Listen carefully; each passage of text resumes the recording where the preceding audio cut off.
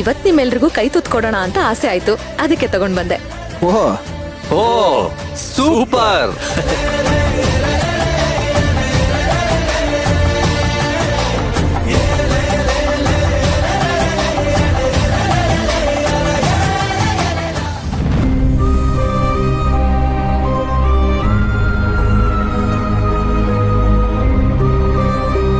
ನಮಗೂ ನಿಮ್ ಕೈ ತುತ್ತು ತಿನ್ಬೇಕು ಅಂತ ತುಂಬಾ ದಿನದಿಂದ ಆಸೆ ಇತ್ತು. ಅದಕ್ಕೆ ಇವತ್ತು ನಾನ್ ಸ್ವಲ್ಪ ಡಿಫ್ರೆಂಟ್ ಆಗಿ ಕೈ ತುತ್ ಕೊಡ್ತೀನಿ.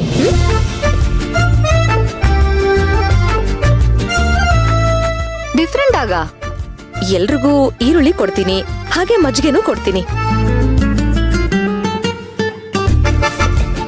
ಕೈ ತುತ್ತು ತಿಂತ ಮಧ್ಯೆ ಮಧ್ಯೆ ಮಜ್ಜಿಗೆ ಕುಡಿಬೇಕು.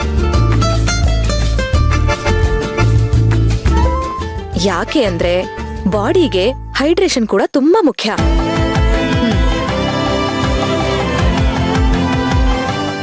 ಹಾಗೆ ಈರುಳ್ಳಿನೂ ತಿನ್ಬೇಕು. ಯಾಕೆ ಅಂದ್ರೆ ಅದು ಜನರಲ್ ಶಕ್ತಿನ ಜಾಸ್ತಿ ಮಾಡುತ್ತೆ. ಇನ್ನು ಏನೇನ್ ಕಂಡೀಷನ್ ಇದೆಯೋ? ಕಂಡೀಷನ್ ಎಲ್ಲ ಏನಿಲ್ಲ ಸರ್. ಡಿಫ್ರೆಂಟ್ ಜಾಗದಲ್ಲಿ ಊಟ ಮಾಡ್ತಾ ಇದೀವಿ, ಸ್ವಲ್ಪ ಡಿಫ್ರೆಂಟ್ ಆಗಿ ಊಟ ಮಾಡೋಣ ಅಂತ ಅಷ್ಟೇ. ಮತ್ತೆ ಮಧ್ಯದಲ್ಲಿ ಅಜ್ಜಿ ಕತೆ ಹೇಳ್ತಾರೆ. ನಾವೆಲ್ಲ ಕಥೆ ಕೇಳ್ಕೊಂಡು ಎಂಜಾಯ್ ಮಾಡ್ಕೊಂಡು ತಿನ್ಬೇಕು. ಆಹಾ ವಾರೆ ವಾ. ಹೌದು ಅಜ್ಜಿ, ನೀವು ನಮ್ಗೆಲ್ಲ ಕತೆ ಹೇಳಿ ಎಷ್ಟು ದಿನ ಆಯ್ತು.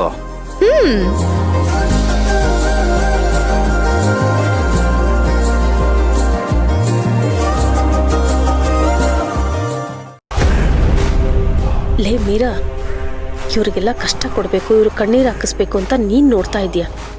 ಆದ್ರೆ ಇವರು ಏನೇ ಆದ್ರೂ ಇವರು ಖುಷಿಯಿಂದ ಸಂತೋಷದಿಂದ ಇದ್ದಾರೆ ಕಣೆ. ಮೊದ್ಲು ಇದನ್ನ ಮೀರಂಗ್ ತೋರಿಸ್ಬೇಕು.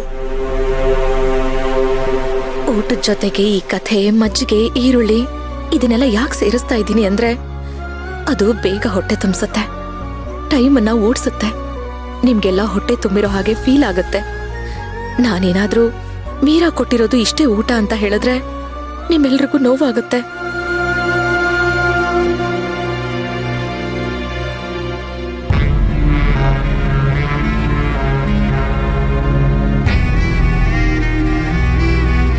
ಸೇವಂತಿ, ಪ್ರತಾಪಂಗೆ ನಾವಿಲ್ಲಿರೋದು ಗೊತ್ತಾ? ಅಕಸ್ಮಾತ್ ಅವನೇನಾರು ಬಂದ್ಬಿಟ್ರೆ? ಇಲ್ಲ ಅಜ್ಜಿ, ಅವ್ರು ಬರಲ್ಲ. ಅತ್ತೆಗೆ ಹೇಳ್ ಬಂದಿದ್ದೀನಿ ಮಾವನ ನೋಡ್ಕೊಳ್ಳಿ ಅಂತ. ಹೌದಾ? ಕೃಷ್ಣ ಮಲ್ಕೊಳ್ಳ? ಹ್ಞೂ ಸರ್. ಪಾಪ ಮಗು ಯಾಕಿಲ್ ಬಂದು ಒದ್ದಾಡೋದು ಅಂತ ಅಜ್ಜಿ ತಾತನ ಹತ್ರ ಹೋಗಿ ಮಲ್ಕೊ ಅಂತ ಹೇಳ್ದೆ. ಅವನವ್ರ ಹತ್ರನೇ ಮಲಗಿದಾನೆ. ಒಳ್ಳೇದಾಯ್ತು ಬಿಡು.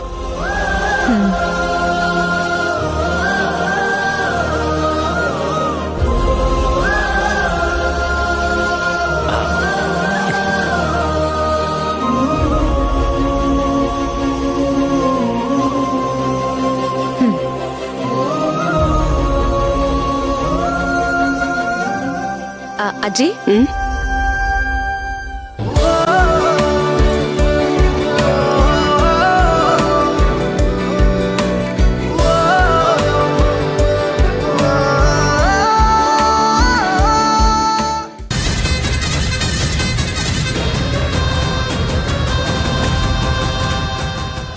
ನೋಡಿದ್ಯಾ, ನೀನೇನೋ ದೊಡ್ಡದಾಗಿ ಇವ್ರಿಗೆ ಶಿಕ್ಷೆ ಕೊಟ್ಟೆ ಅಂತ ಅನ್ಕೊಂಡೆ. ಇಲ್ಲಿ ನೋಡು, ಎಲ್ರೂ ಯಾವ ರೀತಿ ಕಿಕಿ ಕಿಕಿ ಅಂತ ನಗ್ತಿದ್ದಾರೆ ಅಂತ. ಈ ಹಾಳಾದ ಸೇವಂತಿಗೆ ಈ ಐಡಿಯಾಗಳೆಲ್ಲ ಎಲ್ಲಿಂದ ಬರುತ್ತೋ ಏನೋ. ನಿಜವಾಗ್ಲೂ ಇವರೆಲ್ಲ ಉಪವಾಸದಲ್ಲಿ ಸಾಯ್ತಾರೆ ಅಂತ ಅನ್ಕೊಂಡಿದ್ದೆ.